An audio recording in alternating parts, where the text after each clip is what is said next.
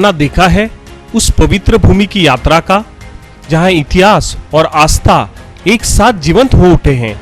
आइए हमारे साथ चले इजराइल की पवित्र यात्रा पर, होली लैंड टूर, जहां हर कदम पर आपको मिलेगी शांति और प्रेरणा। गलील सागर के किनारे खड़े होकर महसूस करें उस पल को जहां यीशु ने अपने चमत्कार दिखाए।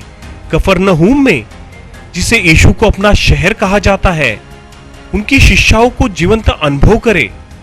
बेथलेहेम में, चर्च ऑफ नेटिविटी में उस पवित्र स्थान को देखें जहां यीशु का जन्म हुआ। शेफर्ड्स फील्ड में उन चरवाहों की कहानी को महसूस करें जिन्हें स्वर्गदूतों ने यीशु के जन्म की खबर दी। यरूशलेम के पवित्र गलियों में वाया दोलोरोसा पर चले जहां यीशु ने क्रूस का बोझ उठाया। गार्डन टोम में शांति और चिंतन के क्षणों का अनुभव करें। माउंट ऑफ ऑलिव से यरूशलेम के स्वर्णीय दृश्यों को देखें जहां यीशु स्वर्ग गए।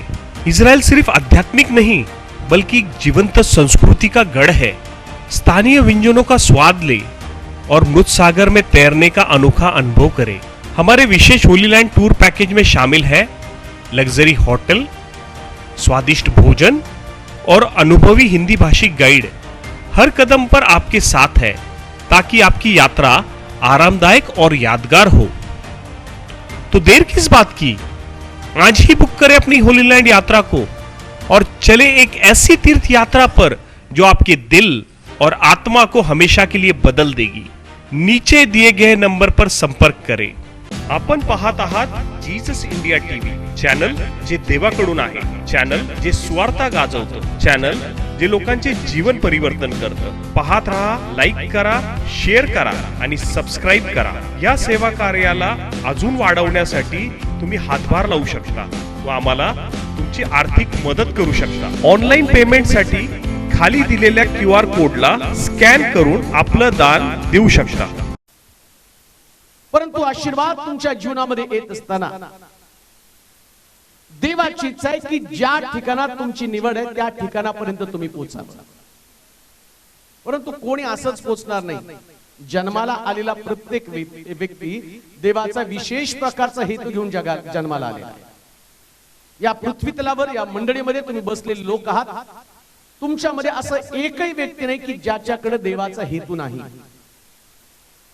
परंतु किती लोक आहेत त्या देवाच्या हेतूपर्यंत पोहोचत आहेत। जसं आम्ही पाहतो की एस्तेर नावाची एक स्त्री पवित्र शास्त्रामध्ये आहे, परंतु या एस्तेरचं नाव पूर्वी एस्तेर नव्हतं, तिचं नाव नंतर एस्तेर झालं।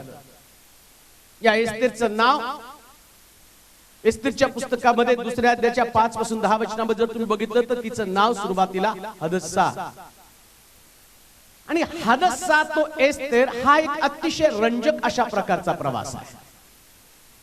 हदस्साला एस्तेर बनावं लागणार आहे। एस्तेर राणी आहे, पण हदस्सा नावाची एक मुलगी की जिच्या संबंधाने मी पाहतो की तिच्या डोक्यावरचं छत्र निघून गेलेलं आहे। आणि हदस्सा ज्या जन्माला आली ना, त्याच देवानं तिला एस्तेर म्हणून जन्माला घातलं किंवा त्याला एस्तेर म्हणून जगामध्ये पाठवलेलं आहे। ती हदस्सा म्हणून तिच्या आई वडिलांनी तिला नाव दिलं, पण देवाच्या दृष्टिकोनातनं किंवा देवानं तिच्यासाठी प्लॅन केला होता आणि तो एस्तेरचा।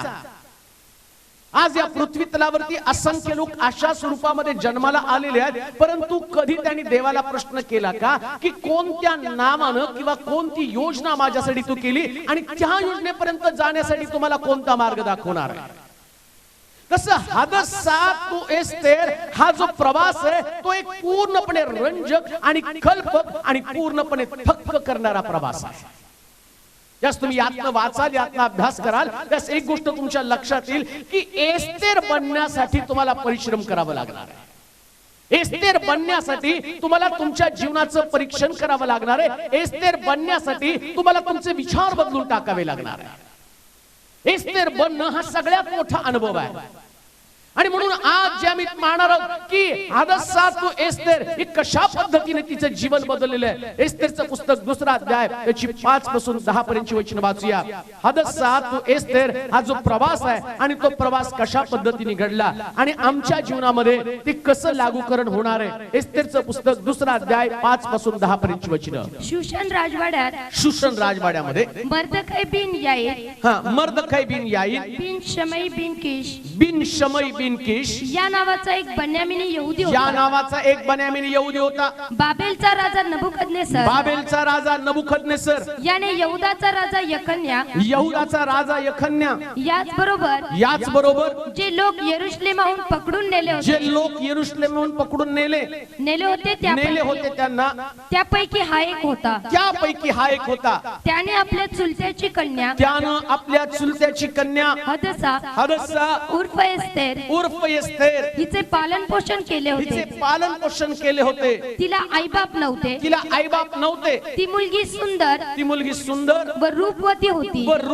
होती. तिचे आईबाप मेल्यावर मर्दखैने तिला स्वतःच्या मुलीप्रमाणे सांभाळलं होतं. राजाची आज्ञा व त्याचा ठराव प्रसिद्ध झाल्यावर बहुत कुमारी शूशन राजवाड्यामध्ये हेगेच्या हवाली करण्यात आल्या. एस्तेर हिलाही राजमंदिरातील स्त्रियांचा रक्षक हेगे यांच्या ताब्यात दिले. ती तरुण स्त्री त्याला पसंत पडली.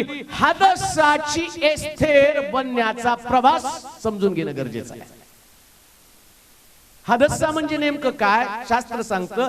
हदस्सा म्हणजे पांढऱ्या सुगंधी फुलाचं झाड. हदस्सा म्हणजे पांढऱ्या फुलाचं झाड आणि एस्तेर म्हणजे आकाशातल्या ताऱ्याप्रमाणे चमकणं किंवा आकाशातला तारा. एस्तेरचं ट्रान्सलेशन किंवा एस्तेर म्हणजे चमकणं. नीट ऐका. हदस्सा म्हणजे पांढरं फुल, पांढऱ्या फुलाचं झाड. आता पांढऱ्या फुलाच्या झाडाला ताऱ्याप्रमाणे चमकण्याचा जो टप्पा किंवा जो अनुभव आहे किंवा ज्या पद्धतीने त्याला पुढे जावं लागणार आहे आणि त्या पद्धतीचं विश्लेषण करत असताना ज्या गोष्टी एस्तेरच्या जीवनामध्ये नकारात्मक बाबी म्हणून पुढे आलेल्या आहेत त्याच गोष्टी तिच्यासाठी इतिहास बनवण्याचं काम करत आहे. हालेलुया. एस्तेर त्याच्या अगोदर हदस्सा हा अनुभव फार महत्वाचा आहे. सगळ्याला एस्तेर आवडती. शूशन राजाच्या राजवाड्यामध्ये गेली आणि मग ती राणी झाली. आपण राणी होण्याच्या अगोदर तिने काय काय अनुभवलं ते तर पहा ना. तिथं असं लिहिलं ती पहिल्या वचनामध्ये म्हटलं की 5व्या वचनामध्ये म्हटलं ती यहुदी होती. हदस्सा म्हणजे यहुदी परिवारामध्ये यहुदी कुळामध्ये तुमचा जन्म झाला पाहिजे. हदस्सा बनत असताना तुम्हाला यहुदी कुळात टिकून राहणं गरजेचं आहे. आणि यहुदी म्हणजे काय माहिती का? कट्टर धर्मवाद. यहुदी म्हणजे कट्टर धार्मिकता. सगळ्याला पोचायचं ताऱ्यापर्यंत, सगळ्याला राजवाड्यातला अनुभव घ्यायचा, सगळ्याला आशीर्वादाचा अनुभव घ्यायचा. पण तुमच्यामध्ये ती कट्टरता आहे का? ते यहुदीपण तुमच्यामध्ये आहे का? ज्या यहुदीपणाचा शोध परमेश्वर तुमच्यामध्ये घेत आहे. ध्यान देऊ नाही का? यहुदी बनणं ही गोष्ट साधं नाहीये. राणी होणं साध आहे पण यहुदी बनून राहणं फार कठीण आहे. धार्मिक बनून राहणं कठीण आहे.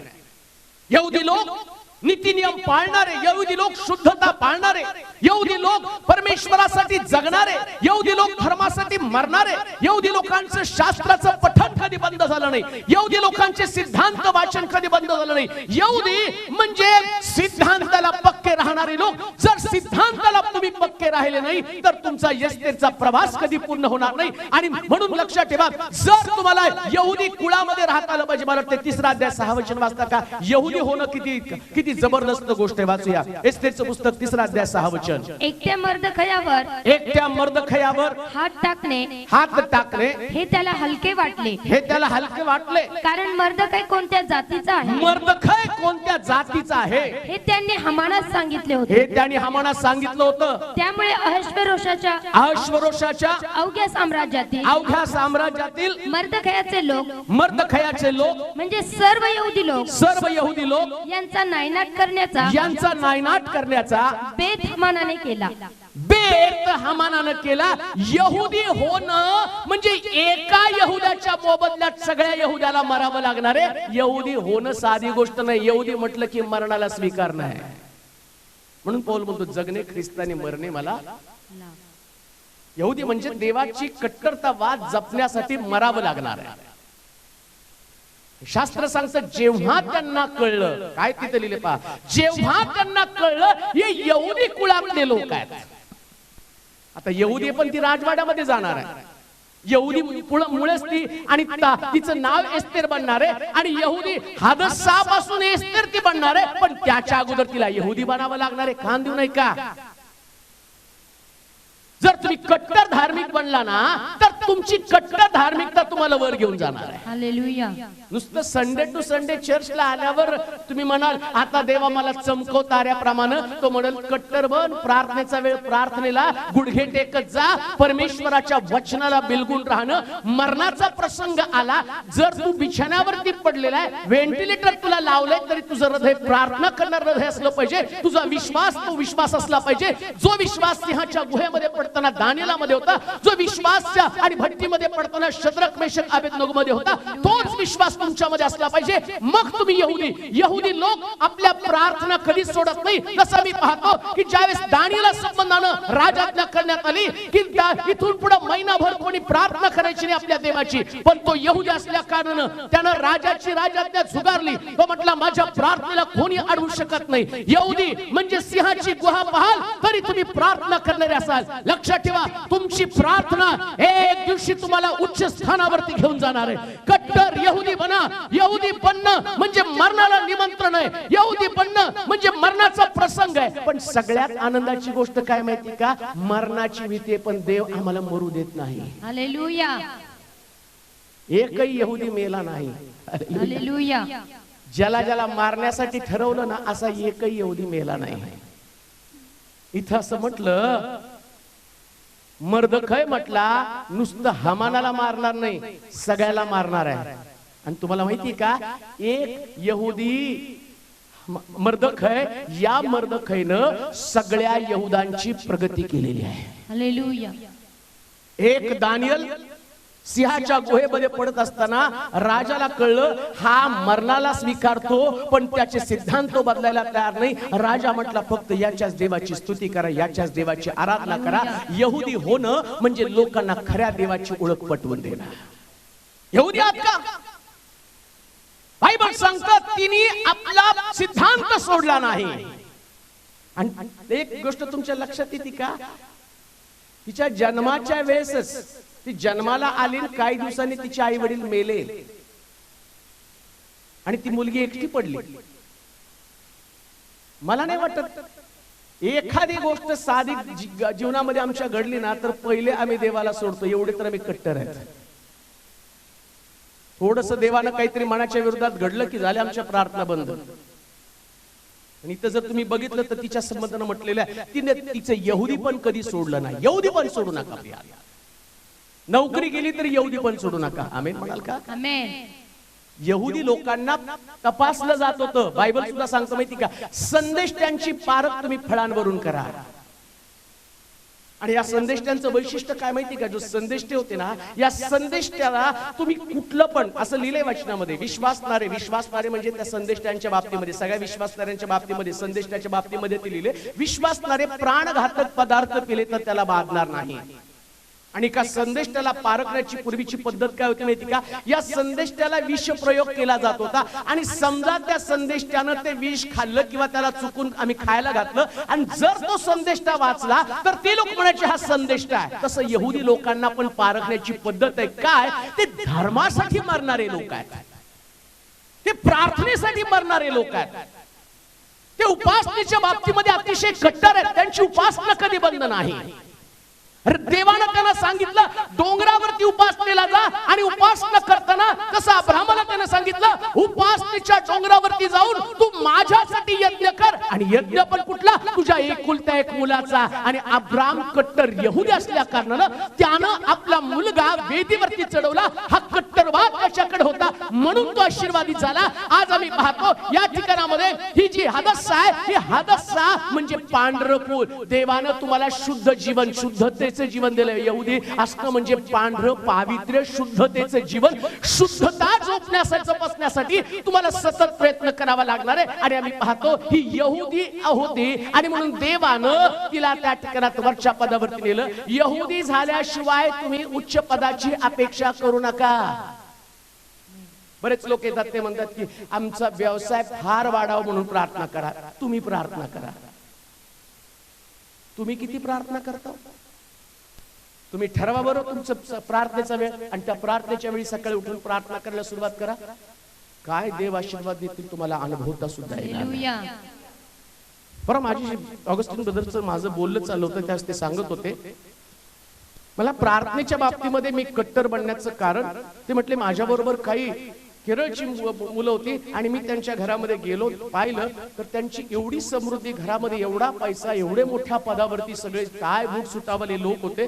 परंतु सकाळी उठून नित्य त्यांची प्रार्थना, पैसा, अडका, बंगला, गाडी सगळं काही असताना सुद्धा ते सकाळी उठून ते प्रार्थना करत होते. तर मी असा विचार केला यांच्याकडे सगळे, मग यांना प्रार्थना करण्याची गरज काय? मग ते म्हटले माझ्या लक्षात आलं हे सगळं असल्याचं कारण यांची प्रार्थना आहे. देवाच्या लोकांनो, यहुदी बना, प्रार्थनेची सवय लावा. देव तुमची परिस्थिती बदलल्याशिवाय राहणार नाही. येणाऱ्या पिढ्यांमध्ये या सोलापूर मधनं यहुदी बाहेर जाऊ द्या, लोकांना कळू द्या या सोलापूरची प्रगती या लोकांच्या प्रार्थनेनं केलेली आहे. आणि असा इतिहास निर्माण करा ज्या लोक तुमच्या घरामध्ये पाऊल टाकतील ना ते म्हटले पाहिजे यांच्या यशाचं रहस्य आम्हाला समजलं. हे लोक प्रार्थनेची वेळ कधी चुकवत नाहीत. हालेलुया. यहुदी बनणं म्हणजे प्रार्थना करणं. कट्टरवाद आहे सगळं बाजूला, पण पहिले प्रार्थना. सगळं बाजूला पण पहिले चर्च. आमेन म्हणाल. बाकी सगळं दुय्यम आहे. पहिलं चर्च, पहिली उपासना. आणि मला खरोखर तुमच्या लोकांचं कौतुक वाटतं की तुम्ही प्रार्थनेची वेळ आता चुकवायला तयार नाही आणि तुम्ही चर्चची वेळ चुकवायला तयार नाही. हा कट्टरवाद जर तुमच्याकडे असेल तर तुम्हाला ताऱ्याप्रमाणे चमकवण्यासाठी कोणीच अडचण करू शकत नाही. सुरुवात आहे तुमची. ही तुमची सुरुवात आहे तुमच्या सिद्धांतामध्ये काम करण्याची. म्हणून शास्त्र सांगतात ती यहुदी होती. पुढं ती 5व्या वचनामध्ये 7व्या वचनामध्ये वाचा. दुसरी गोष्ट, त्याने आपल्या चुलत्याची कन्या हदसा उर्फ एस्तेर हिचे पालन पोषण केले होते. हिचे पालन पोषण केले होते. तिला आईबाप नव्हते. तिला आईबाप नव्हते. हादसा म्हणजे आधार तोडणं. प्रेज लॉर्ड म्हणाल का? Praise Lord. जरा जोरात प्रेज लॉर्ड म्हणाल का? Praise Lord. तिथं असं लिहिले, फार सुंदर शब्द वापरला. तिला आई वडिलांचा आधार नव्हता. यहुद्याचं वैशिष्ट्य, यहुदी लोकांचं वैशिष्ट्य आहे ते लोक कधीच आधारावर जगत नाहीत. परवा मला कोणीतरी व्हॉट्सअपवर एक सुंदर, इतका सुंदर मेसेज पाठवला. ज्यावेळेस इस्रायल लोकांना स्वातंत्र्य मिळालं आणि इस्रायल लोकांना स्वातंत्र्य मिळाल्यावरती या इस्रायल लोकांना सांगितलं की तुम्ही तुमच्या देशामध्ये जाऊन आता पुन्हा एकदा तुमचं राज्य चालवा. ते म्हटले आम्ही फक्त 650 यहुदी होतो. किती यहुदी? आणि 7 अरब राष्ट्र या यहुदी लोकांच्या विरोधामध्ये ते स्वातंत्र्य झाल्याबरोबर या लोकांनी त्यांच्या विरुद्ध युद्ध पुकारलं 7 अरब राष्ट्रांनी.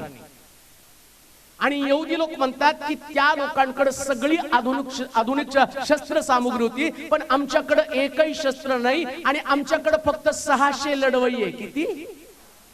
आणि ते 7 राष्ट्र ज्यांची वैमानिक ताकद म्हणजे त्यांचं एअर फोर्स, त्यांचं सैनिकी ताकद, त्यांचे रणगाडे सगळं काय होते. पण तो राष्ट्रपती, त्यांचा जो इस्रायलचा राष्ट्राध्यक्ष, तो त्या ठिकाणात बोलताना त्या लोकांना ते संबोधन करताना स्वातंत्र्य मिळालं आणि त्याच्याविषयी थँक्स गिव्हिंगची प्रेयर त्यांनी ठेवली होती. आणि ते काय म्हणत होते, या 7 राष्ट्रांविरुद्ध आणि सगळे राष्ट्र आमच्या विरोधात लढत असताना आमचे 650 लोक, आमच्याकडे कुठलं युद्धाची शस्त्र सामुग्री नव्हती, आमच्याकडे कुठलं पाठबळ नव्हतं, आमचं सगळं काही संपलं होतं, परंतु आमच्याकडे यहोवा देव होता आणि याच यहोवा देवानं या लोकांविरुद्ध लढण्याची ताकद आम्हाला दिली. लक्षात ठेवा, जो खरा यहुदी आहे तो जगातल्या आधारावरती जगत नाही. त्याला ठाऊक आहे मी आपली दृष्टी पर्वताकडे लावतो, मला सहाय्य कुठून मिळेल? आकाश आणि पृथ्वीचा निर्माण करता जो देव त्याच्यापासून मला सहाय्य मिळेल. आणि तो इस्रायलचा राष्ट्राध्यक्ष सांगतो 7 तर राष्ट्राविरुद्ध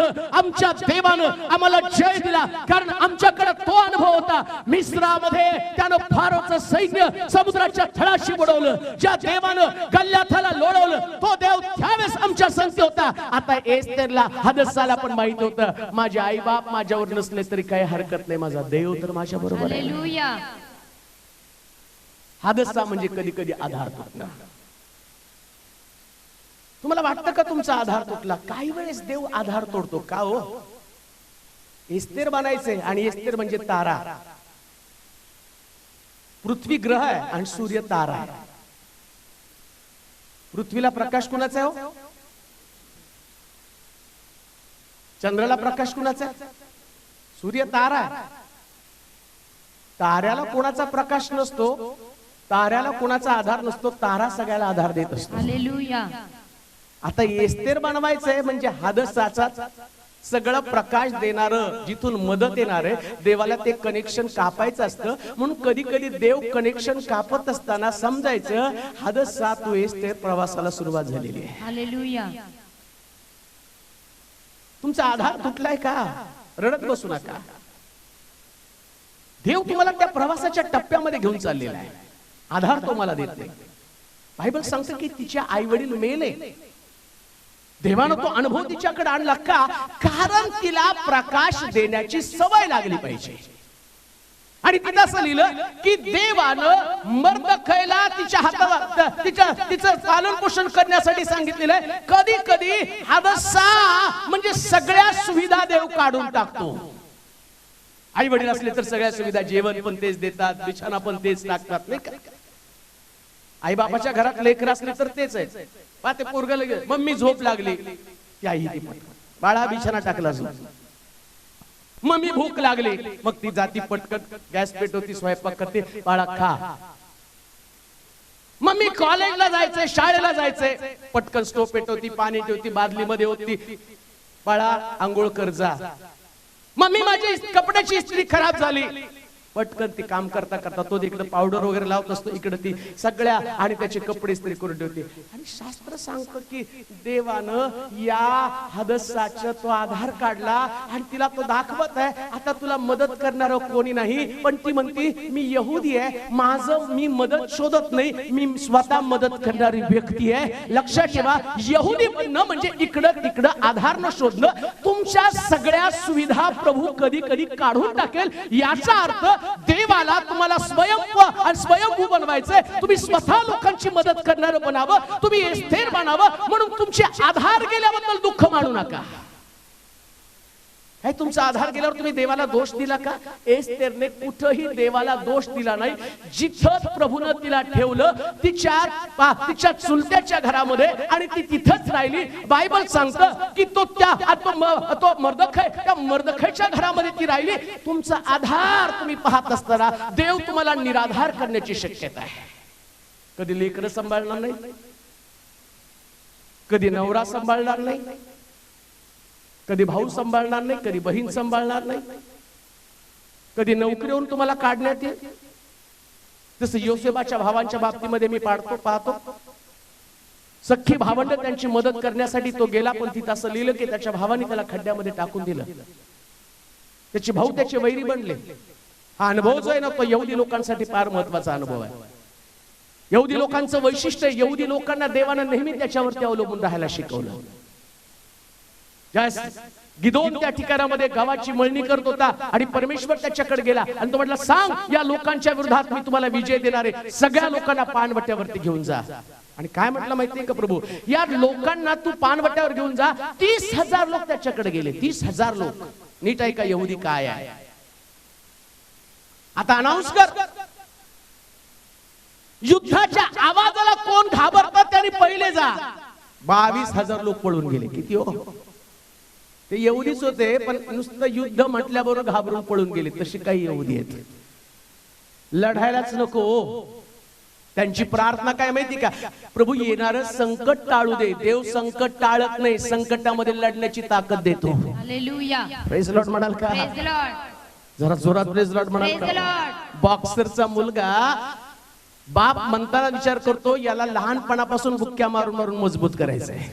कारण तो बॉक्सर आहे, त्याला माहिती त्यानं युद्ध लढलेलं आहे, त्याला हे पण ठाऊक आहे कोणताही प्रहार मारला तर त्या ठिकाणी थोड्या वेळ सुजलेलं दिसतं, पण एकदा मार खाऊन खाऊन एवढं मजबूत बनेल की नंतर माझ्या शत्रूनं मला कुठेही मारलं तर माझ्यामध्ये ती लढण्याची ताकद येईल, परंतु मी ज्या ठोसा मारेल ना या ठोशानं माझा शत्रू पडणार आहे. तसं देव लढण्याची ताकद देतो. देव तुमचं संकट काढत नाही. यहुदी लोकांनी संकट आणि संकटामध्ये टिकून राहण्याची क्षमता देव त्यांच्यामध्ये निर्माण करतो. कारण का, आमचा बाप ज्याचं रक्त आमच्यामध्ये, तो सगळ्यात मोठा लढवई आहे, तो सगळ्यात मोठा विजयशाली आहे आणि त्याला लढण्याची ताकद आहे आणि त्याला वाटतं त्याची लेकरं नेबळत नसावी. आमीन म्हणाल का? ते बाप जर कर्तबगार असेल, ते पोरग जर सारखं इवळत असेल तर त्याचा बाप त्याला फेकतो बाहेर. आणि त्याची आई पण म्हणते, बाप तुझा एवढा पराक्रमी, हे कसलं जन्माला घातलंय कोणच ठाऊक. कधी कधी डोक्यावर मारून येते, हॉस्पिटलमध्ये जन्माला आलेलं दुसऱ्याच तर नाही आलं ना माझ्याकडे. अहो देव पण तुम्हाला म्हणतो कुठला आलंय. थोडस प्रश्न आले की उळत बसतं, थोडीशी समस्या आली की उळत बसतं, थोडस आणि काहीतरी निर्माण झाली समस्या मग उळत बसायचं, देवा असं का केलं, देवा तसं का. अरे लढ, हालेलुया, लढण्याची ताकद निर्माण होऊ दे. आमेन. येऊ दे किती मोठा आर्थिक प्रश्न, येऊ दे कोर्ट केस, आमेन म्हणाल का? आमेन. येऊ दे घटस्फोटाची चिठ्ठी, लढ जरा त्याच्या बरोबर, आमेन म्हणाल का? आमेन. काय तुझी सासू तुझ्या विरुद्ध लढती, लढू दे. काय तुमची सून तुमच्या विरुद्ध लढती, लढू दे. नातेवाईक लढतात, लढू द्या. शेजारी तुमच्या विरुद्ध लढतात, लढू द्या. कामाच्या ठिकाणावरचे लोक तुमच्या विरुद्ध लढतात, लढू द्या. रडत बसू नका, देवाकडे सहाय्य मागा. तुमचा देव सिंहाची तोंड बंद करणारा देव आहे. तुमचा देव तुमच्या शत्रूला पायदळी तुडवणारा देव आहे. तुमचा देव तुमच्या वतीने युद्ध लढणारा देव आहे. आणि तुमचा देव तुमच्या बाजूला असताना यहुदी मला तुमचा आधार केला, याच्याबद्दल खंत वाटून घेऊ नका. काही वेळेस आम्ही आधार शोधण्याचा प्रयत्न करतो आणि देव तो आधार काढून टाकतो. म्हणून काही लोक म्हणतात, काय हो वकीलच आमच्या बाजूने फुटला, हो आमच्या बाजूनच नाही राहिला. विजय द्यायचा तर वकिलावर देत नाही, न्याय देतो जज. आणि देव राजाचं मन पाटाच्या पाण्याप्रमाणे वाहायला लावणारा देव आहे. कुठले वकील आणि कोण या जगामध्ये तुमचा आणि तुमचा न्याय करणारे लोक आहेत. देव न्याय करतो. हालेलुया. देवाचा न्याय कधी चुकत नाही. राजाला गवत खाण्यासाठी भाग पाडणारा आमचा देव आहे. अलौकिक ताकद, अलौकिक सामर्थ्य त्याच्यामध्ये आहे. म्हणून खाली पाहत जीवन जगू नका. देव आधार काढला ना, आधार काढला तरी तुमचं यहुदी पण जाऊ देऊ नका. बायबल सांगतं की तिचे आई वडील मारले गेले, कदाचित तुम्हाला आणि फुल याही परिस्थितीमध्ये हदसा म्हणजे पांढरं फुल, टवटवीत फुल. पहा पांढऱ्या फुलाचं वैशिष्ट्य आहे, बाकीची फुलं सुकली ना तर लवकर जाणवत नाहीत. पांढरं फुल जरा जरी सुकलं तर लगेच पिवळं दिसतं, नाही का? त्या फुलाला सारखं टवटवीत राहावं लागतं. लक्षात ठेवा, जगातले लोक थोड्याशा प्रश्नांनी हिरमुसले तर लोक त्यांना काही म्हणणार नाही, पण देवाचे लोक जर हिरमुसले ना, तो पिवळेपणा तुमच्यात येऊ देऊ नका. तुम्हाला जर तारा बनायचं ना, किती मोठा प्रश्न तुमच्या जीवनामध्ये असला तरी तुमचे चेहरे असे असू दिसू द्या की कधी लोकांना वाटलं पाहिजे यांच्याकडे काही प्रश्नच नाही. Hallelujah, hallelujah, hallelujah. बऱ्याच लोकांना वाटतं यांच्याकडे प्रश्न नाहीत का? नाही हो, प्रश्न खूप आहेत. अगदी पाठीवरती बसण्याचा प्रयत्न करतात, पण आम्ही ठेवून येतो घरीच. हालेलुया. कारण आम्हाला माहिती की आमचा देव तिथं चर्च मध्ये आहे आणि तो देव आमच्या बरोबर घरी येणार आहे आणि मग त्या प्रश्नाच्या कमरेत लाथ घालून त्यांना बाहेर काढणार आहे. इतका मोठा देव तुमचा आहे. हिरमसून जाऊ नका, दिसू देऊ नका दुःखाच्या छटा, कधी वाटू पण देऊ नका लोकांना तुमच्यासाठी की तुम्ही एवढं दुःख भोगत, एवढा त्रास भोगत आहात. कधीच नाही प्रिय. आणि या मंदिरामध्ये आल्यानंतर देव कोणताच प्रश्न तुमच्या जीवनामध्ये ठेवू शकत नाही. म्हणून लक्षात ठेवा, बायबल सांगते आधार त्यानं काढून टाकलेले होते.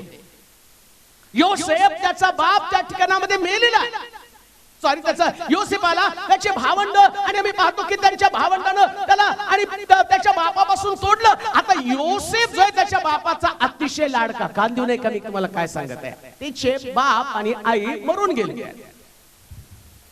योसेफाचा बाप पण योसेफावर फार प्रेम करायचा, इतकं प्रेम करायचा की बायबल सांगतं त्याच्या सगळ्या मुलांपेक्षा यानं चांगला जागा याला शिवला. आणि त्याच्या भावाचं डोकं फिरलं. ते म्हटले याला बाप याच्यावरच प्रेम करतो ना, एक काम करू, बापाला तर नाही मारायचं, बापाचं प्रेम मला मिळवायचं, मग आम्ही काय करू, यालाच मारून टाकू, म्हणजे बापाचं प्रेम याला मिळणार नाही. लक्षात ठेवा, त्याचा बाप मारला नाही पण त्याचा आधार तोडला. नीट ऐका कान देऊन, काय सांगत आहे मी तुम्हाला.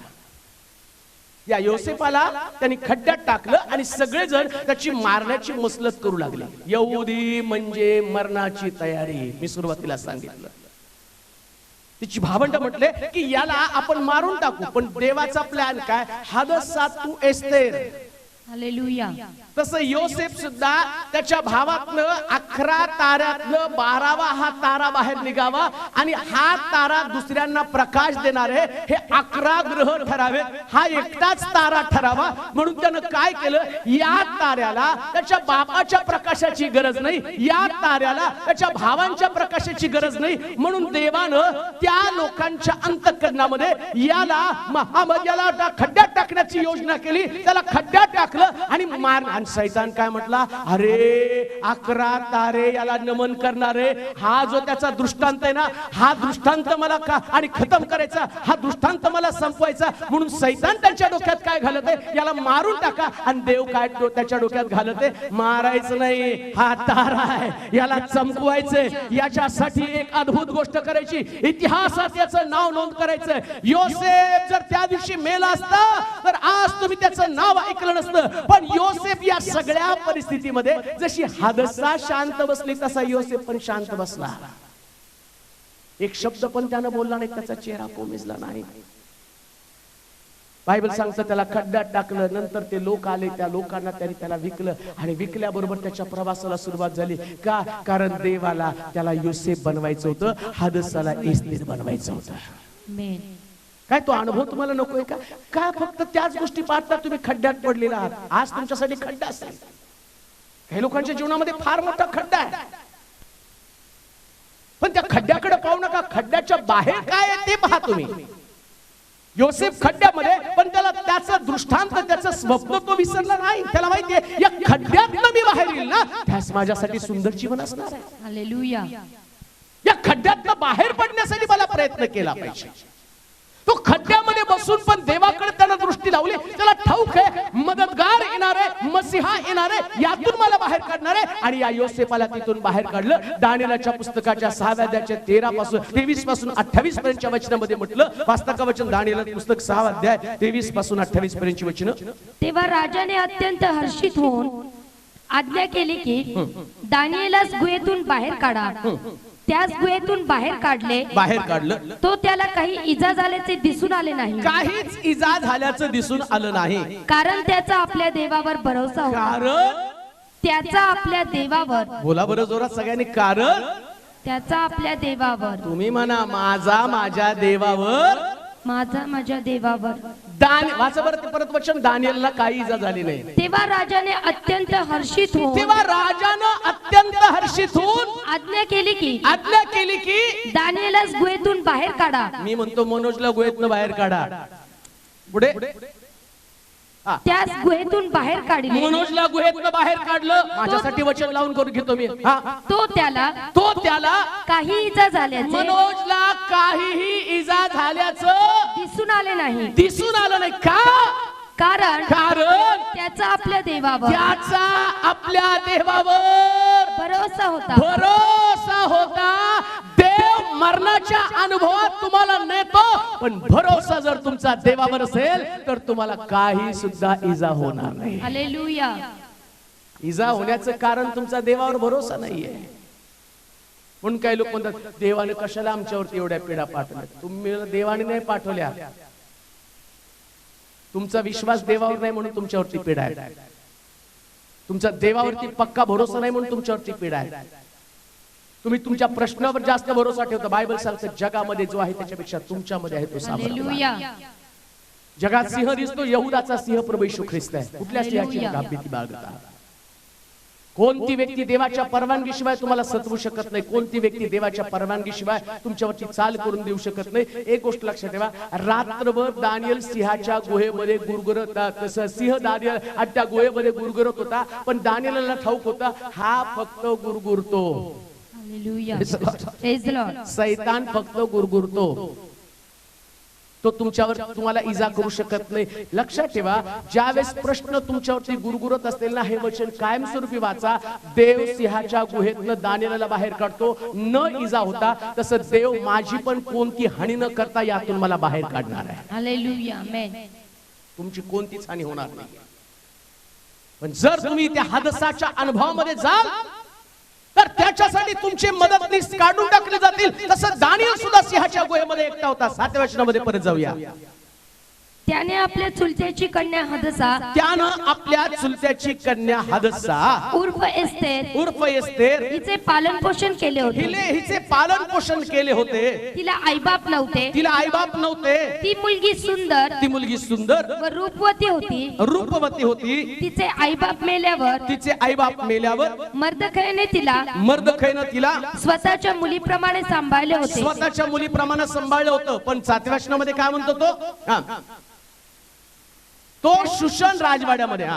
त्याने आपल्या चुलत्याची कन्या हदसा उर्फ एस्तेर हिचे पालन पोषण केले होते. तिला आईबाप नव्हते. ती मुलगी सुंदर व रूपवती होती. तिचे आईबाप मेल्यावर मर्दखैने तिला स्वतःच्या मुलीप्रमाणे सांभाळले होते. पुढे राजाची आज्ञा व त्याचा ठराव प्रसिद्ध झाल्यावर, त्याच्या अगोदर जर तुम्ही बघितलं तर इथं आम्हाला पाहायला मिळतं मर्दखै शूशन राजवाड्यामध्ये कामाला होता. आता ऐका, हदसा तू एस्तेर बनत असताना समजा आता असा विचार करू, देवानं एस्तेरचे आई वडील जिवंत ठेवले, हदसाचे आई वडील जिवंत ठेवले. जास्तीत जास्त हदसा मर्दकैच्या घरी सुट्टीला गेली असते, राहायला गेली असते हो मामाच्या गावी, है की नाही? झुक झुक झुक झुक अगेन गाडी. आणि मामाच्या गावाला गेली असती, मामाच्या गावाने राजवाड्यात तिला कधीच नेली नसती. पण देवाचा प्लॅन, देवाचा हेतू लक्षात घ्या. बरोबर हिचे आई वडील मारले. आता देवानं हदसाला राजवाड्यामध्ये न्यायचं होतं. कुठं? शूशनच्या राजवाड्यामध्ये. राजाची पत्नी तिला बनवायचं होतं. आणि हदसाचे आई वडील त्याच्यामध्ये शहीद होणं गरजेचं आहे, त्यांना मरणं गरजेचं आहे. जर हदसाचे आई वडील मेलेच नसते तर शूशनच्या राजवाड्यामध्ये काम करणारा मर्दखै, जो तिला राजवाड्यामध्ये घेऊन जाणार होता, जो मध्यस्थ होता, तो देवाच्या प्लॅन मध्ये सहभागी झाला नसता. म्हणून देव काय करतो माहिती का? एक घटना घडवतो. इकडे तिच्या आई वडिलांना मारतो आणि आई वडिलांना मारल्याबरोबर ती एकटी पडल्यावर देव लगेच मर्दखैच्या अंतःकरणात काम करतो. अरे हिला आई बाप कुठे आहेत रे, हिची मदत कर. लक्षात ठेवा, ज्यास देव सगळे मार्ग बंद करतो ना, त्यास एक सुंदर मार्ग तयार करतो आणि हाच मार्ग तुम्हाला राजवाड्यामध्ये घेऊन जातो. कुठं पाहतात? तुम्हाला वाटलं, मी त्याचा अभ्यास करताना मला असं वाटलं किती एवढीशा लेख, आम्ही त्या मैत्रीला गेलो असतो तर काय म्हटलं असतं पहिल्यांदा, पहा असेच एक छोटी लेकर आई वडील मेल्यावर लोक काय, हो देव कठोर, बघा हो एवढीशा लहान लेकराला अनाथ करून देऊ दिला. जगाचे सगळे विचार एवढ्या लहान लेकराला अनाथ करून देवानं काय साधलं? परमेश्वर त्यांना सांगतो, आता जे साधणार आहे ते तुम्ही पहा. इकडे लगेच देवानं मर्दखैच्या अंतःकरणात काम केलं. उचल हिला, माझा हेतू, माझा उद्देश मी तुला समजावून सांगतो. हिला घरी घेऊन ये. आणि बायबल सांगतो तो घरी घेऊन आला. ती दिसायला सुंदर होती. शब्द परफेक्ट, प्रत्येक वचन इतकं अद्भुत आहे. तिथं असं लिहिलं, ती दिसायला सुंदर होती, परंतु तरी सुद्धा तिच्या सौंदर्यामध्ये ती पतित झाली नाही. तिच्या सौंदर्याचं आणि तिने कुठल्याही प्रकारची प्रतारणा केली नाही. मर्दखैच्या घरामध्ये ती थांबली. कान देऊ नाही का? देवानं तुमच्या ठाई पण काहीतरी सौंदर्य ठेवलेलं आहे. देवानं तुमच्यामध्ये काही चांगल्या गोष्टी ठेवलेल्या आहेत, ज्या गोष्टी तुम्हाला देवापासून मिळालेल्या आहेत, आणि त्याला कुठल्याही प्रकारची बाधा येऊ देऊ नका. काही पाचारण असेल, काही कॉलिंग तुमच्यामध्ये असेल, आणि हे कॉलिंग तुमच्यामध्ये असताना परिस्थिती जरी विपरीत असली तर विपरीत परिस्थितीमध्ये तुमच्या जीवनाला डाग कधी लागू देऊ नका. तुमचं जीवन कधी अशुद्ध बनू नका. तुमच्या जीवनाचं अपवित्रता कधी तुमच्यातनं जाऊ देऊ नका. बायबल सांगतं राजवाड्यात जाण्याचा समय आल्यावर या गोष्टीची दखल घेतली गेली. राजा प्रत्येकीला पारखत होता. लक्षात ठेवा, आमचा राजा स्वर्गातला देव तो देखील आमची शुद्धता पारखणार आहे. कधी कधी तुमच्यातलं काही सुविधा काढून घेतल्यावर तुम्ही म्हणाल पाप करण्याची माझी इच्छा नव्हती, पण परिस्थितीमुळे मी पाप करू लागलो. आणि तुम्ही असं म्हणाल माझ्या मनामध्ये कधीच असं नव्हतं मी देवाविरुद्ध बंड करावं, परंतु माझी परिस्थिती तशी झाली आणि त्याच्यामुळे मी तुम्ही बंड केलं. हादसा तू एस्टेरच्या प्रवासामध्ये, एस्टेर सुंदर होती आणि ती देवाच्या योजनेमध्ये आणि परफेक्ट बसली. तिने कुठल्याही परिस्थितीमध्ये परिस्थितीशी तडजोड केली नाही. तिला ठाऊक आहे मी सुंदर आहे आणि माझं लक्ष अनेक लोकांकडे जाणार आहे, परंतु तिला माहिती आहे मर्दखय मला जिथे घेऊन जाणार आहे ते ठिकाण माझं ठिकाण आहे, बाकीचं दुसरं कोणतं ठिकाण नाही. कधी कधी आई वडील नसल्यावर लेकरं बंड निघतात. मग काही लोक म्हणतात ना बिघडण्याचं कारण तिला आईबाप नाही, लहानपणापासून तशीच आहे. पण ज्याच्याकडे विजन आहे ना तो कधीच बिघडत नाही. हालेलुया. आणि जर तुम्ही बिघडण्याचा प्रयत्न करत आहात किंवा बिघडले जात नाही तर तुम्ही तुमचं विजन घालवलेलं आहे. तुम्ही एस्तेरच्या प्रवासाला खंड आणत आहात. देवाची कधीच इच्छा नाही की त्याच्या लोकांनी साधारण जीवन जगावं, त्याला वाटतं टॉप वरती जावं. देवाचे लोक सगळ्यात उत्तम बिझनेसमन असावेत. आमेन. देवाचे लोक सगळे मोठे IAS ऑफिसर असावेत. आमेन. लक्षात ठेवा, इथं पवित्र शास्त्रामध्ये जर तुम्ही बघितलं जेवढे यहुदी लोक आहेत जन्माला तिथं आले आणि ते राहिले कुठं माहिती का, गुलाम म्हणून. पण देवाने त्यांची स्थिती पालटली. राजा त्याला म्हणतो योसेफा फक्त राजा नावाचा मी, पण सगळे अधिकार तुला आहेत. देवाच्या लोकांची एक वेगळ्या प्रकारची जडणघडण देव करतो. तसं देव तुम्हाला घडवत असताना तुमच्या जीवनाला डाग लागू देऊ नका, कधीच लागू देऊ नका.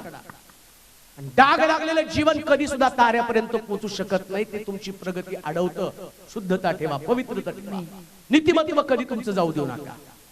आणि नीतिमत्व नसेल तर तुम्ही देवाचं काम पण करू शकत नाही, देवाच्या योजनेमध्ये तुम्ही बसू शकत नाही. इथं आम्ही पाहतो मर्दखैनं तिला सांभाळलं आणि हादसा जर अशाच पद्धतीनं आणि एस्तेर जर तिला व्हायचंय तर हादसा आणि त्या मर्दखैच्या घरात तिला जावंच लागणार आहे.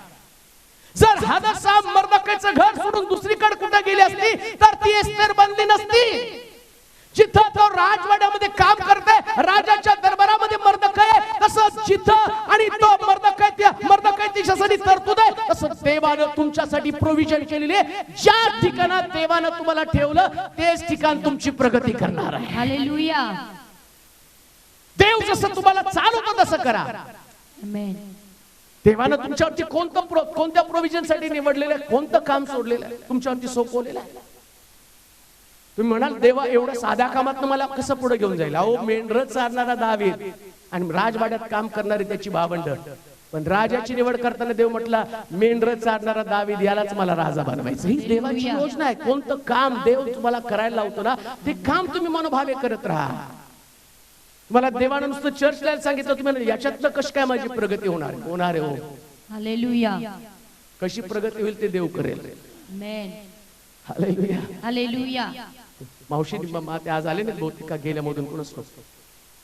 एक वेळ ते म्हटले की खायची मारामार होती आणि आत्महत्या करायचा विचार केले. मी मरून जावं का तर लेकरं बघायला तयार नाही. नवऱ्याने पण दुसरी बायको केली, तो तिच्या बरोबर राहतो. आता माझं कसं होणार आहे म्हातारपण. आणि तारणाच्या अगोदर बाप्तिस्म्याच्या अगोदर ती विचार करायला लागली मरून जावं. परंतु परमेश्वराचं वचन माझ्याकडे आलं आणि माझ्याकडे माझी आई वारली आणि त्यांची आई वारली. ते म्हटले आईला जवळजवळ 25,000 पेन्शन होती आणि त्या आईला वाचवण्याचा आटोकाट प्रयत्न केला पण ती मरून गेली. आता मला मोठा प्रश्न पडला 25,000 गेल्यावर माझं घर कसं भागणार आहे. आणि ती म्हटली कधी कधी पाणी पिऊन पिऊन मी झोपत होते, परंतु धन्य तो देव माझ्याकडे आला आणि माझे सगळे आधार बंद झाले होते. पण अचानक देवाने एवढे लाख रुपये मला दिले की माझा देव कशा मार्ग मोकळा करतो. लक्षात ठेवा, जे स्थान आहे त्या स्थानातलं. आणि ते काय म्हटले त्याला बाप्तिस्मा घ्यायचा तर त्यास आम्ही ठरवलं विशालाने मी त्यांच्याशी बोललो की एवढ्या लवकर नको, ते म्हटले आम्ही सारखं मागे लागले तुम्हाला ते पाहिजे मला ते पाहिजे, परंतु तुम्हीच लोक आम्हाला घेऊ देत नव्हता. पण मला खात्री होती हा बाप्तिस्मा घेतले ना की माझ्या जीवनातले प्रश्न सुटतील. आणि ते म्हटले मी बाप्तिस्मा घेतला आणि तेव्हापासून माझ्या जीवनातले प्रश्न नाहीसे झाले. बाब साधी असेल छोटी असेल, परंतु लक्षात ठेवा हीच बाब तुम्हाला वर घेऊन जाणारी आहे. हालेलुया. मर्दकैचं घर ही साधी बाब आहे. मर्दकैच्या घरामध्ये जाणं कदाचित ते तुमच्या बुद्धीला पटणार नाही. काय मर्दकैच्या घरामध्ये जायचं, पण मर्दकैच्या घरामध्ये ती गेली आणि मर्दकैनं तिला सांभाळलं. मर्दकैनं तिला सांभाळलं याचा अर्थ मर्दकैच्या घरात पण व्यवस्थित ती राहत होती. आमेन म्हणाल का? आमेन. समजा एखादं लेकरू जर ताप द्यायला लागलं बिना आधाराचं, तर आम्ही पहिले नातेवाईक शोधतो ह्याच्या जवळचं कोणतं त्याच्या माथी मारून द्यावं, कारण ते अडदांड असतं, त्रास देणार असतं. मग आम्ही म्हणतो ओ किती वर्ष मी सांभाळला, आता तुम्ही थोडे दिवस सांभाळा ना. पण ती पोरगी एवढी चांगली होती ना, आईबाप मेले तरी तिचं जीवन तिने एवढं नीट नेटके ठेवलं. बायबल सांगतं मर्दकाच्या डोक्यात सतत होतं हिचं माझं चांगलं करायचं, कल्याण करायचंय. लक्षात ठेवा देवाच्या घरामध्ये असं वागा ना की देवानं तुमच्यासाठी योजना केल्या पाहिजे. हादसापासून एस्तेर. आमेन. तुमचं देवाच्या घरातलं वागणंच तसं असलं पाहिजे. पुढे आणखीन वाचूया 10व्या वचनामध्ये. राजाची आज्ञा व त्याचा ठराव प्रसिद्ध झाल्यावर, राजाची आज्ञा व त्याचा ठराव प्रसिद्ध झाल्यावर बहुत कुमारी शुशन राजवाड्यात हेगेच्या हवाली करण्यात आल्या. एस्तेर हिला सुद्धा राजमंदिरातील स्त्रियांचा रक्षक हेगे याच्या ताब्यात दिले. ती तरुण स्त्री त्याला पसंत पडली व तो तिच्यावर प्रसन्न झाला. त्याने काही एक विलंब न लावता तिच्या शुद्धतेच्या वस्तू. 10व्या वचनामध्ये एस्तेरने आपले गणगोत सांगितले नाही, कारण तिने ते सांगू नये असे मर्दकायाने तिला बजावून सांगितले होते. तू एस्तेर हे बनणं ती का बनली, कारण बायबल सांगतं की त्या मर्दकायाने तिला सांगितलं तुझं गणगोत सांगायचं नाही. तुम्ही नाही याच्यात काय विशेष घडलं हो, याच्यात तर खरी मेळ काय. मर्दकायाच्या घरात असताना सगळ्या आज्ञा पालन करत होती. मर्दकाय म्हटलं भांडे घास होत होती. मर्दकाय म्हटला स्वयंपाक करत होती. मर्दकाय तिला म्हणत असेल या वर्षी तुला कपडे नाही, तुला जुनेच कपडे घालावे लागेल, ते पण ती करत होती. आता मर्दकायनं तिला नेऊन राजवाड्यामध्ये ठेवल्यावर आता मर्दकाय तिला आज्ञा करतो की काय झालं, राजवाड्यात गेल्यावर गणगोत सांगू नको, नीट कान देऊ नाही का. देव तुमची प्रगती करतो ना, तर लक्षात ठेवा तरी सुद्धा कोणत्याही स्थानावर पोहोचला तरी आज्ञा पालन करणं कधी विसरू नका. आमेन. बायबल सांगतं ती राजवाड्यामध्ये गेली पण तिने आज्ञा पालन कधी विसरली नाही. एखादी म्हटली असते आता मला त्याची मर्दकायची काय गरज आहे, माझं मी जाऊन सांगेल मी कुणाची मुलगी, माझी मर्जी आहे. मी माझ्या बापाचं माझ्या आईचं नाव सांगेल, माझ्या नातेवाईकाचं माझ्या गणगोताचं नाव सांगेल, उलटा राजाकडे मी त्यांच्या नावाची शिफारस करेल. मी सांगेल राजाला कोणत्या. आणि आता राजाच्या दरबारामध्ये साधी गोष्ट नाही, ती राणी होणार आहे. मर्दकाय राजाच्या दरबारामधला एक साधा सेवक आहे, परंतु या साध्या सेवकाला राजवाड्यामध्ये गेल्यावर सुद्धा ती विसरले नाही, तिने आज्ञा पालन करण्याचं बंद केलं नाही. लक्षात ठेवा एक गोष्ट कानामध्ये आणि तुमच्या हृदयावरती पक्की बिंबून ठेवा, किती मोठ्या स्थानावर गेल्यावर सुद्धा देवाच्या आज्ञा कधीच विसरू नका. आमेन म्हणाल का? कधी कधी देव तुम्हाला मोठ्या स्थानावर नेतो. लहान असताना काही नसताना आज्ञा पालन सोपं असतं. आता माझ्याकडे काहीच नाही, मला नोकरी नाही, माझं लग्न झालेलं नाही, सगळं काही तसंच आहे. आणि मग त्या ठिकाणामध्ये आता परमेश्वर म्हटला उठलो, बसा, हात वर करा, हात वर केले, खाली बसा, खाली बसलो, आणि नाचा म्हटल्यावर नाचो, उड्या मारा म्हटल्यावर उड्या मारलो. आणि देव काय करतो, हे सगळं पाहून एक दिवशी तुम्हाला ताऱ्यासारखं वर नेतो. आणि वर गेलं आता मी ऑफिसर, आता मी कशाला हात वर करू, आता मी कशाला नाचू. अरे हादसा व्हायला वेळ लागणार नाही. देव जर तुम्हाला वर घेऊन जातो ना, ते तुम्ही त्याला विसरावं म्हणून नाही. त्या स्थितीमध्ये सुद्धा दावीद राजा असताना सुद्धा म्हणतो सामान्य माणसासारखा नाचेल. आणि नाचेल का, तर माझ्या देवानं तुझा बाप याला राजगादीवरून, शौलाला राजगादीवरून काढून मला राजगादीवरती बसवलेले. आणि दावीद राजा झाल्यावर सुद्धा तो आपलं ठिकाण विसरलेला नाही. देवाला त्या लोकांची गरज आहे जे किती मोठे झाले तरी आज्ञा पालन करणं विसरत नाही. किती पण मोठं व्हा, लक्षात ठेवा, किती मोठं व्हा पण देवासमोर लहानच राहा. हालेलुया. दावीद म्हणतो मी तुझ्या समोर लहान बाळासारखा आहे प्रभू, मी काय फार मोठा नाही. एवढ्या मोठ्या इस्रायल लोकांचा राजा.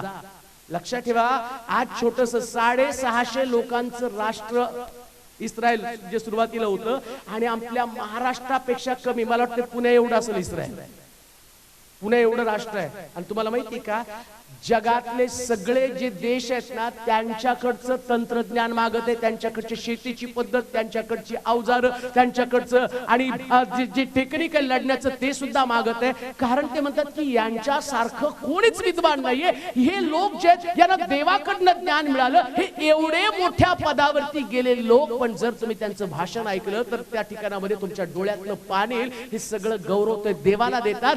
देवाशी त्यांची नाळ तुटलेली नाहीये. किती पण मोठं पण देवाशी तुमची नाळ कधी तुटू देऊ नका. तिनं गणगोत सांगू नको म्हटल्यावर सांगितलं नाही, आज्ञा पालन केली. देवानं तुम्हाला ते ठिकाण दिलं, तुमच्या बळाने तुम्हाला मिळालेलं नाहीये. जे तुमचं घर तुम्हाला तुमच्या बळाने मिळालं नाही, देवानं तुम्हाला दिलेलं आहे. तुमची नोकरी देवानं तुम्हाला दिलेली आहे, तुमचं स्थान देवानं तुम्हाला दिलेलं आहे, चांगली पगार देवानं तुम्हाला दिलेली आहे. आणि देवानं तुम्हाला दिल्यावर तुमचं स्थान तुम्ही विसरला का? प्रभूच्या आज्ञेला तुम्ही विसरला का? देवानं दिलेली आज्ञा तुम्ही विसरून गेला का? तुमच्या प्रवासामध्ये तुम्ही हादसापासून एस्तेरकडे जाण्यासाठी अडखळलेला आहात. लक्षात ठेवा, देव याच ठिकाणात तुम्हाला ठेवणार नाही. शुशनची राजकन्या राणी म्हणून ती तिथे गेलेली आहे आणि देव तिला पारखत आहे. आणि ते पण लिहून ठेव म्हटला, कोणतं गणगोत सांगू नको म्हटल्यावर तिने गणगोत सांगितलं नाही. लक्षात ठेवा, जर तिने गणगोत सांगितलं असतं तर ती राणी झालीच नसती. एक पण आज्ञा जी आहे ना ती पाळत राहा, कोणती का असेना, कोणत्याच आज्ञा मोडू नका. कधी कधी आम्हाला ज्या पटतात त्याच आज्ञा पाळतो.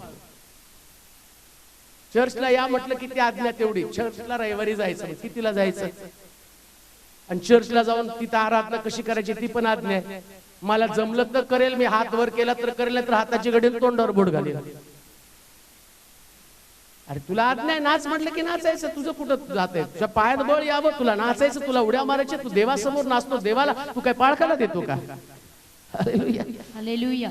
का तू तुझ्या आजूबाजूच्या व्यक्तीला देतो का तुझी आराधना? या आराधनेचं काम देवानं तुला त्या स्थानामध्ये तुला जिवंत ठेवलं म्हणून तू आराधना करत आहे. हालेलुया. तुझ्या पायामध्ये देवानं बळ दिलं म्हणून तू आराधना करत आहे. तुझ्या हातामध्ये देवानं बळ दिलं, तुझ्या मुखामध्ये शब्द दिले, नाकपुड्यामध्ये श्वास दिला म्हणून देवानं, आणि तू आराधना करत आहे. तू आराधना करतो म्हणजे तू काहीतरी खास वेगळं करतो नाही, तू देवाला दाखवतो देवा सगळं सही सलामत आहे. हालेलुया. हालेलुया. हालेलुया. आणि सैतानाला पण तू सांगतो की आहे सगळं सही. तो तुम्ही हाताची घडून घेऊन बसताना सैतान म्हणतो मस्त गुंडाळून ठेवला याला. Hallelujah. Hallelujah. Hallelujah. Hallelujah. Hallelujah. गुंडाळून जाऊ नका. परमेश्वराच्या घरामध्ये अहंकार, मीपणा हा पायदळी तुडवताच आला पाहिजे. देवासमोर नम्र व्हावंच लागतं. आणि लक्षात ठेवा, देव अहंकारी लोकांचा विरोध करतो. देवाच्या मंदिरामध्ये अहंकाराला एवढी पण जागा नाही. तिथं नम्र सामान्य, म्हणजे दावीद म्हणतो मी हलकट मनुष्यासारखा. कुणासारखा हो? देवाच्या घरात गेला ना तुम्ही कचराच बनलं पाहिजे. एस्तेर अजून पण मर्दकैला सांगते मी तुझ्या इच्छेप्रमाणे करत आहे, मी आज्ञा मोडली नाही. अजूनही त्या लोकांना गणगोत सांगितलं नाही. पुढे वाचा, सांगण्यासारखं भरपूर आहे, वेळ पुढे चाललेली. वाचा पुढे. एस्तेर कशी आहे व तिचे काय होणार? 19-20 वचन. कुमारी दुसऱ्यांदा एकवट झाल्या. कुमारी दुसऱ्यांदा एकवट झाल्या तेव्हा मर्दकै राजद्वारी बसला होता. मर्दकै राजगादी बसला होता.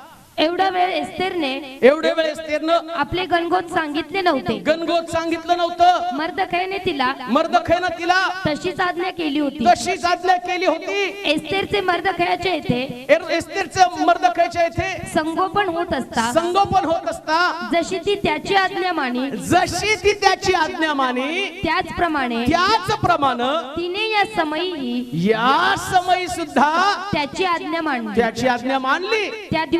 त्या दिवसात मर्दकै राजद्वारी बसत असत. तेव्हा राजाच्या द्वारपालांपैकी त्यांचे दोन खोजे बिगतान व तेरेश हे कोपायमान होऊन अश्वेरोष राजावर हात टाकण्याची संधी पाहत हात होते. टाकण्याची संधी पाहत होते. मर्दकयास ही गोष्ट कळली. मर्दकयास गोष्ट कळली तेव्हा त्यानं एस्तेर राणीस ती सांगितली. एस्तेर राणीस ती सांगितली. आणि एस्तेरने मर्दकयाच्या नावानं राजास ती सांगितली. थांबूया या ठिकाणी मध्ये आपण. बायबल सांगतं त्या हदसात तू एस्तेर प्रवास, या प्रवासामध्ये तिच्यामध्ये आणखीन कोणती चांगली क्वालिटी माहिती का? तिनं मर्दकयाशी असणारा संपर्क तोडला नाही. आता तिने म्हणायला पाहिजे आता मला काय काळजी आहे, झालं महिन्याने तर माझं राजावर लग्न पण होणार आहे आणि राजा कुणाला नाही मलाच पसंत करतो, मी सुंदर आहे, माझ्यामध्ये सगळं चांगलं राजानं पाहिलेलं आहे, आता मी राजाची राजकन्या होणार आहे. तिनं मर्दकयाशी असणारा संपर्क तोडला पाहिजे. पण शास्त्र असं सांगतं मर्दकय तिचं काय होतं पाहण्यासाठी नेहमी तिच्याकडे जात होता आणि ती आपलं जे काही मनोगत आहे मर्दकय सांगेल त्या पद्धतीने ती वागत होती. तिथं लिहिलंय स्पष्ट. अजून पण मर्दकयाच्या घरात जशी ती वागत होती ना तशीच राजवाड्यामध्ये वागत आहे. वागण्यात तिचा बदल झाला नाही. कान देऊ नाही का?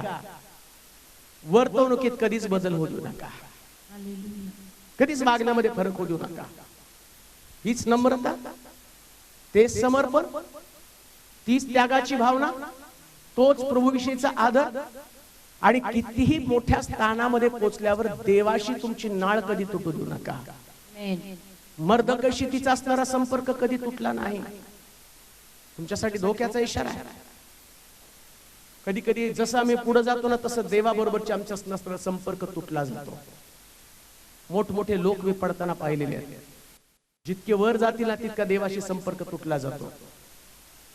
जनसंपर्क वाढला जातो. लोक तिथं लिहिले तिच्या सख्यांबरोबर, तिच्या मैत्रिणींबरोबर, तिच्या ज्या 10 सख्या होत्या त्या सख्यांबरोबर आणि ती वावरत असताना तिचं लक्ष त्या सख्यांमध्ये कधी गेलं नाही. कान देऊ नाही का? जसं तुम्ही देवाचं काम कराल ना तसं तुमचा लोकांशी असणारा संपर्क भरपूर येतील आणि लोक तुमच्या बरोबर आले तर त्यांना त्या सख्या दिल्यावर ते तिची वाहवा करायलाच होत्या. दाशी ज्या होत्या त्या तिची वाहवा, तू किती सुंदर आहे, राजाचं तुझ्यावर प्रेम आहे आणि तू किती छान आहेस, तू किती विद्वान आहेस, तू किती आबकी दिसती, तू किती तमकी दिसती. खरंच का तू मर्दकयाच्या घरामध्ये होती का? आणि तिच्यातला अहंकार जागा होण्याची शक्यता आहे. थोडस जरा तुम्हाला काहीतरी मोठं काम करा केलं की चालूच करतात.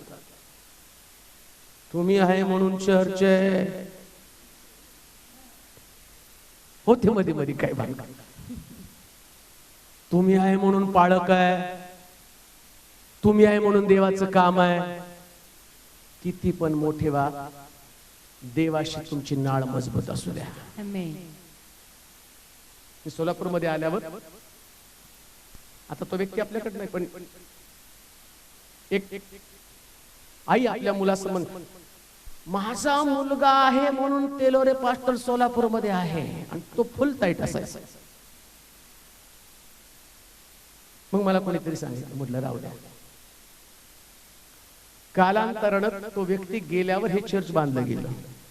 तो अहंकार त्या व्यक्तीला तो बांधू देत नव्हता. आणि मला देवाच्या एका सेवकाने येऊन सांगितलं होतं, डोक्यावर हात ठेवून पहा काही लोक तुझ्याकडनं जाणार आहेत आणि ते गेल्याबरोबर देव तुझं मंदिर खूप मोठं करणार आहे. आणि तो म्हटलं ही गोष्ट, मी म्हटलं तुम्ही काय बोलताय, मला हे सहन होणार नाही. तो म्हटलं नाही, हे तुला सहन करावं लागणार आहे. मग काही मंडळीचे एल्डर होते त्यांना मी बोलवलं आणि म्हटलं काय म्हणतात हे ऐका. आणि बरोबर तसं घडलं. सांगण्याचं तात्पर्य यास तुम्ही किती पण मोठे व्हाल ना, मोठेपणा जपू नका, देवाशी तुमची नाळ जपा. हालेलुया. देव त्याच्या लोकांना खाली कधी ठेवत नाही, मोठ्या स्थानावर नेतो, मोठ्या पदावरती नेतो. पण तो अहंकार कधी येऊ देऊ नका की ज्या अहंकाराने तुम्हाला वाटेल माझ्यामुळे देवाचं सानिध्य. कान देऊ नाही का? देवाचं सानिध्य व्यक्तीवरती नसतं, देव त्याचं सानिध्य दगडांमध्ये पाठवतो. शास्त्र सांगतं त्या एचकेला त्याने सांगितलं त्या अस्थींना संदेश दे. एचकेलने अस्थीला संदेश दिला, अस्थी जिवंत झाल्या, त्याचं सैन्य तयार झालं. परमेश्वराचं सानिध्य तो हाडांवरती पाठवू शकतो. तर तुमची आणि माझी काय गत आहे? एस्तेरच्या बाबतीमध्ये हादसा होत असताना तिने एवढं सुद्धा आपल्या स्वतःला आणि तिने बदललं नाही. बायबल सांगतं मर्दकयाच्या नजरेला ती पडत होती. राजवाड्यामध्ये सुद्धा तिचं असणारं मर्दकयाशी संपर्क तुटला नाही. तुम्ही जगात जाल, कितीही मोठे अधिकारी व्हा, किती मोठ्या स्थानावरती तुम्ही पोहोचा, मी तर म्हणतो भारताचं पंतप्रधान झाला तरी प्रार्थनेलाच महत्व द्या. हालेलुया. जॉन केनेडी राष्ट्रपती अमेरिकेचे, अब्राहम लिंकन हे दोन मोठे सेवक, जगातल्या सगळ्यात मोठ्या देशाचे हे पंतप्रधान, राष्ट्रपती. परंतु राष्ट्रपती पदावरती असताना सुद्धा जॉन केनेडी सुवार्ता सांगण्याचं काम कधी त्यांनी बंद केलं नाही. मी वाचत होतो, म्हटलं एवढा मोठा मनुष्य, एवढ्या मोठ्या राष्ट्राचा राष्ट्रपिता, परंतु सुवार्ता सांगण्याचं काम बंद केलं नाही. कारण तो म्हणतो आज मी या स्थानावरती असण्याचं काम माझा देव आहे. हालेलुया. एस्तेरला सुद्धा ठाऊक होतं या स्थानावरती मी हादसा म्हणून आलेले, पण मला एस्तेर बनायचंय. मला मर्दकैशी असणारा माझा संपर्क कधी तोडायचा नाही. बायबल सांगतं तिनं हादसा बनून तिथं राहिली आणि हादसा बनत असताना रोज रोज ती या मर्दकैच्या नजरेला पडत होती. नीट आहे का? रोज असं बरं तिथे लिहिलंय का? रोज रोज रोज तो तिला पाहण्यासाठी येत होता. कुमारी दुसऱ्यांदा एकवट झाल्या तेव्हा मर्दकै राजद्वारी बसला होता. एवढा वेळ एस्तेरने आपले गणगोत सांगितले नव्हते. मर्दकैने तिला तशीच आज्ञा केली होती. एस्तेरचे मर्दकयाचे येथे संगोपन होत असता जशी ती त्याची आज्ञा माने, जशी ती त्याची आज्ञा माने त्याचप्रमाणे तिने या समयी सुद्धा त्याची आज्ञा मांडली. 11व्या वचनामध्ये पहा बरं, 11 वचन. एस्तेर कशी आहे, एस्तेर कशी आहे व तिचे काय होणार, समजण्यासाठी मर्दकै रोजच्या रोज, कधी हो? रोजच्या रोज, म्हणजे रोजच्या रोज ती त्याला दिसत होती. कधी हो? रोज. बोला बरं. रोजच्या रोज. किती मोठं झालं तरी दर रविवारी चर्चला दिसा. आमेन. आमेन म्हणाल का? आमेन. जरा जोरात आमेन म्हणा. किती पण मोठं आपण रोजच्या रोज दिसा, दर रविवारी नाही, रोज तर रविवारी तर दिसा. एस्तेर बनताना तिथं असं लिहिलं की ती प्रत्येक दिवशी मर्दकैच्या नजरेला पडत. महिन्याने दर्शन देऊ नका, अमावस्या पौर्णिमा. कधी लोक चंद्रासारखं जसं कल काळा काळा काळा, चतुर्थी, एकादशी, द्वादशी, मग हळूहळू त्यांचं दर्शन. जसं तो चंद्र दिसतो पहिल्या दिवशी, पहिल्या रविवारी दिसणार, मग 11ला, मग अजून चंद्र काळ झाला, मग 11:15, मग 10:30. चंद्राच्या काला वाढतील तशा यांच्या येण्याच्या वेळा वाढतील. आणि मग पूर्ण चंद्र झाल्यावर मग 9:30, मग तिथून पुढे परत सुरू. पण बायबल सांगतं की रोज रोज मर्दकैच्या नजरेला पडत होती. वरच्या पदावर जायचं का? मग देवाला तेवढंच महत्व द्या. लक्षात ठेवा, देव त्यांना महत्व देतो जे देवाला महत्व देतात. असं होणार नाही तुम्ही देवाला महत्व दिलं नाही आणि देव तुम्हाला महत्व दिले, या भ्रमात पण राहू नका. वर जाण्यासाठी देव सगळ्या परिस्थिती पाहतो. तिथं लिहिलं रोज रोज त्याच्याकडे ती पाहत होती. रोज पाहते. लक्षात ठेवा, देव रोज तुमच्याकडे पाहतो. किती प्रार्थना करता, किती देवाशी तुमची नाळ आहे. आता आज मला वेळ आहे म्हणून मी प्रार्थना केल्यावर ती प्रार्थना देव ऐकत पण नाही. लक्षात ठेवा, तो देव आहे. तुम्ही म्हटलं देवा आज मी प्रार्थना करतो, ऐकायला, तो म्हणतो बस बडबडत राहा, तुझं तोंड पण बघायची माझी इच्छा नाही. आणि ज्यावेळेस तुम्ही रोज प्रार्थना करताना बायबल सांगतं दानिएल प्रार्थनेला बसल्याबरोबर देव आपल्या जागेवरती थांबत होता. आणि म्हटलं जाऊन दानिएलला सांग तुझ्या प्रार्थनेचं उत्तर मी तुला दिलेलं आहे. रोज रोज देवाच्या दृष्टीला पडा. एकच वचन वाचूया, बऱ्याच गोष्टी, परंतु एक शेवटचा मुद्दा वाचूया, 16-17 वचन. ही एस्तेर अहश्वेरोश राजाच्या कारकिर्दीच्या 7व्या वर्षी 4था अध्याय 16-17 वचन. 4था अध्याय 16 आणि 17 वचन. जा शूशन येथील सर्व यहुदी जमवा, माझ्याकरिता उपवास करा. 3 दिवस व 3 रात्री अन्नोदक सेवू नका. मीही आपल्या दासीसह, मी पण आपल्या दासीसह तसाच उपवास करील. असल्या स्थितीत नियमाविरुद्ध मी आत राजाकडे जाईल. मग मी मेले तर मेले. पण मर्दकयाने बस 6वा मुद्दा, हादसा एस्तेर बनण्यासाठी तिचा प्रवास एवढा मजबूत का होता? का ती एस्तेर बनली? का ती तारा बनली? बायबल सांगतं देवाची योजना तिच्या जीवनात होती. तिनं इस्रायल लोकांसाठी शूशन राजाच्या दरबारामध्ये जावं आणि शूशन राजाच्या दरबारामध्ये जाऊन तिनं त्याची राणी बनावी, पण राणी बनावी ही देवाची योजना त्याच्या लोकांसाठी आहे, आणि त्याच्या लोकांसाठी असणारी योजना राज दरबारात गेल्यावरती विसरली नाही. राणीला कशाला उपासाची गरज आहे? ती तसं लिहिलं, ज्यावेळेस इस्रायल लोक रडत होते, यहुदी लोक रडत होते ना, तर तिने विचारलं यहुदी लोक का रडत आहे? मग त्याला एका माणसाला जाऊन तिने तिच्या हाताखालचा जो व्यक्ती होता आणि त्याला म्हटले जाऊन चौकशी कर, का माझे लोक दुःखामध्ये आहेत? आणि तो निरोप घेऊन आला. मर्दकाने सांगितलं तिला जाऊन सांग हामानानं कारस्थान केलं आणि सगळ्या इस्रायल लोकांना तो मारणार, यहुदी लोकांना मारणार आहे. तू पण यहुदी, तू पण मरशील, काहीतरी तुला माझ्या वतीनं करावं लागणार आहे. इस्रायल राणी होती, आणि राणी असताना सुद्धा, राणी पदावरती असताना सुद्धा तिनं उपवास आणि प्रार्थनेचं महत्व जाणलं. तिला कळालं आज मी इथं जे आहेत ना, याच माझ्या सिद्धांतामुळे मी इथं पोहोचलेले आहे. आणि राणी असताना सुद्धा तिने तिच्या लोकांसाठी उपवास केला. साधी गोष्ट नाहीये. मोठ्या पदावरती असताना लोकांसाठी रदबदली करणं, मध्यस्थी करणं, त्यांच्यासाठी उपवास करणं, या गोष्टी एक राणी पदावरती चढलेली एस्तेर हदस्साच्या टप्प्यामध्ये जात असताना, हदस्सा तो एस्तेर या प्रवासामध्ये तिने उपवास प्रार्थनेचं महत्व राणी झाल्यावर पण जोपासलं, लक्षात घेतलं. काही लोकांना या धार्मिक गोष्टी अतिशय साध्या वाटत असतील.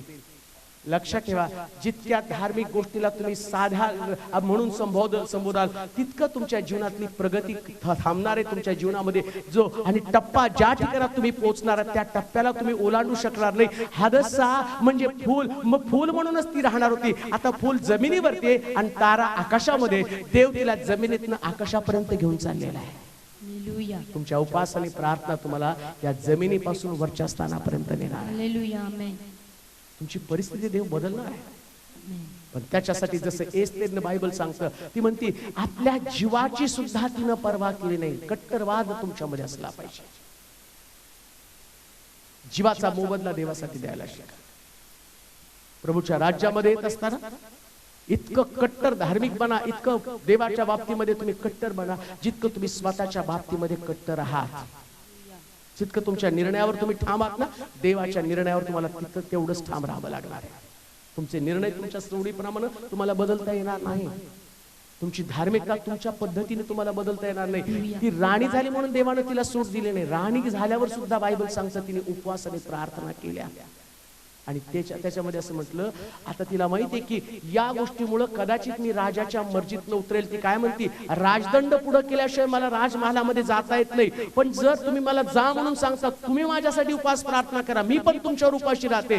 आणि मग राजाची इच्छा नसताना राजानं राजदंड पुढे नाही केला तरी चालेल, पण मी महालामध्ये जाते. मग राजानं मला दंडाज्ञा दिली, त्याला माझ्या शरीराला मरण दिलं तरी हरकत नाही, पण तरी सुद्धा मी तुमच्यावर मरायला तयार आहे. मोशे पण म्हणतो, पापाचं क्षणिक सुख भोगण्यापेक्षा देवाच्या लोकांबरोबर दुःख भोगणं बरं. या मोशेला पण देवानं मोठ्या पदावरती नेलं. देवाच्या लोकांनो, कान देऊ नये का?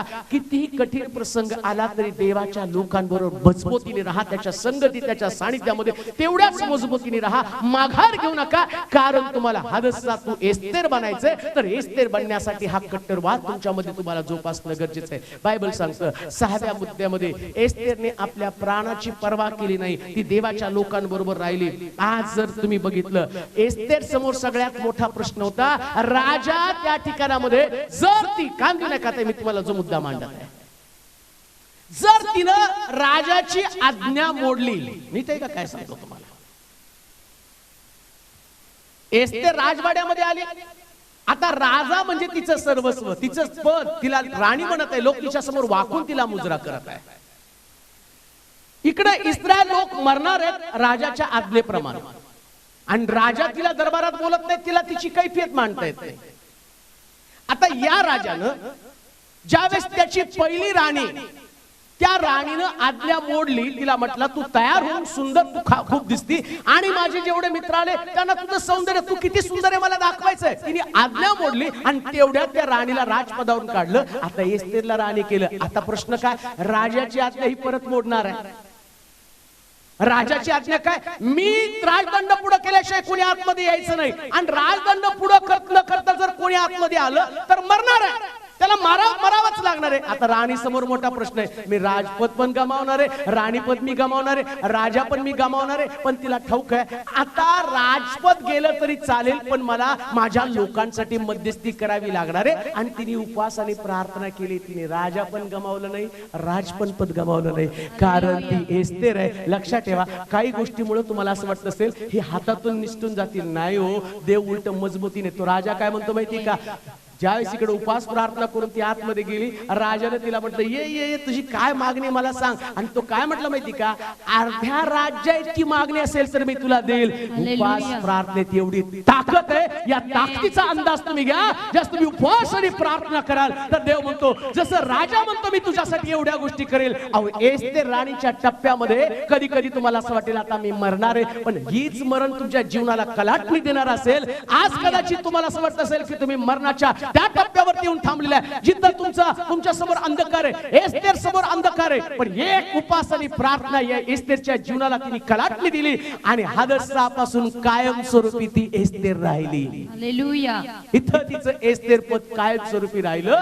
हादसापासून एस्तेर पर्यंत जाताना या सगळ्या टप्प्याला तिने पार केलं. आणि बायबल सांगतं त्या दिवसापासून तिथं ज्या ह्याला हामानाला फाशी दिलं ना, आणि हामानाला फाशी दिल्यावर तो राजा म्हणतो अजून काय तुझी मागणी आहे. आणि ते म्हटले की ज्या आता सगळ्या तुझ्या लोकांमध्ये सांगितलेले की सगळे आमचे इस्रायल लोक मारावे. आणि तो का मर्दखै काय म्हणतो माहिती का, आता तुझी आज्ञा तर आम्हाला मोडायची नाही, तुझी आज्ञा मोडायची नाही, लोकांसमोर तसं जायला पण नको. मग एक काम कर, मला तुझ्या लोकांविरुद्ध लढण्याची ताकद दे आणि परमिशन दे या तुझ्या लोकांना मारावं. आणि मग तो राजा म्हटला ठीक आहे, तुम्ही सांगतो तसं करा. आणि बघता बघता या इस्रायल लोकांनी सगळ्या त्या लोकांची कत्तल केली, शूशन राजातल्या सगळ्या लोकांची कत्तल केली. राजा म्हणतो आता किती मारणार आहे अजून,